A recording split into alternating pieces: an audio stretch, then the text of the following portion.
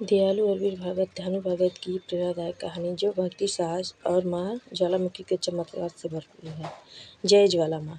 बहुत समय पहले की बात है। दिल्ली में सम्राट अकबर का तब शासन था। उस समय पूरे भारत में उसकी शक्ति का डंका बजता था। हिमाचल प्रदेश के कांगड़ा जिले में एक गांव में ध्यानु भगत नाम का एक साधारण किसान रहता था जो माँ का परम भक्त था। वह न केवल ईमानदार दयालु का प्रतीक था बल्कि गरीबों की मदद करने में सबसे आगे रहता था। उसकी दिनचर्या का सबसे अहम हिस्सा माँ की भक्ति करना था। वह सुबह शाम आरती भजन और माँ की भक्ति का महिमा सुनाता था। एक बार ज्वाला माँ ने उन्हें स्वप्न में बुलाया। वह अकेले न जाकर कि साथ में 500 पूरे गांव को लेकर साथ में निकल पड़े, जिसमें 500 से भी ज़्यादा लोग थे जिनके मन में केवल एक ही इच्छा थी, माँ के दर्शन कर उनकी कृपा प्राप्त करना। यात्रा के दौरान दिल्ली में सम्राट अकबर के दरबार से होकर जाता था। जब इतनी बड़ी संख्या के लोग एक साथ निकलते देखे गए तो सैनिकों ने उन्हें रोका और कहा, इतने लोग कहाँ जा रहे हो? ध्यानु ने हाथ जोड़कर कहा, हम माँ ज्वालामुखी के दर्शन करने के लिए जा रहे हैं। सैनिकों ने यह समाचार अकबर तक पहुंचाया। अकबर को सुनकर आश्चर्य हुआ। लोग इतनी दूर केवल एक शक्ति की पूजा के लिए जा रहे हैं? उसने ध्यानु भगत को दरबार में बुलाया और पूछा, तुम किस माँ के दर्शन के लिए जा रहे हो?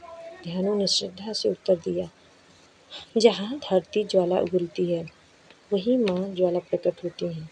अकबर इस शक्ति में विश्वास नहीं करता। अकबर ने कहा, अगर तुम्हारी माँ में इतनी शक्ति है तो बिना सिर वाले घोड़े को जीवित कर दिखाए और वो चाहेंगे तो तुम्हारे घोड़े का सिर जोड़ देंगी, तभी मैं मानूंगा तुम्हारी माँ सच्ची है। यह सुनकर सभी लोग घबरा गए और अकबर ने उन्हें आदेश दिया,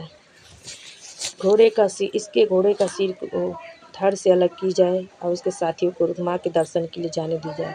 सैनिकों ने ऐसा ही किया। घोड़े का सिर धड़ से अलग कर दिया।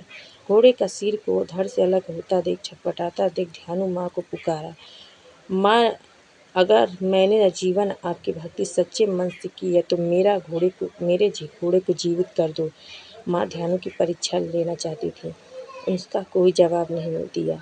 इसके बाद ध्यानु ने माँ के चरणों में अपनी तलवार से अपने गर्दन को काट कर माँ के चरणों में भेंट किया। इसके तत्पश्चात माँ प्रसन्न हो गई और उन्हें दर्शन देकर उनका सिर जोड़ दिया और घोड़े को भी सिर जोड़ दिया। जिसके बाद अकबर को अपनी गलती का एहसास हुआ। उसने माँ से माफ़ी मांगी। जय माता दी।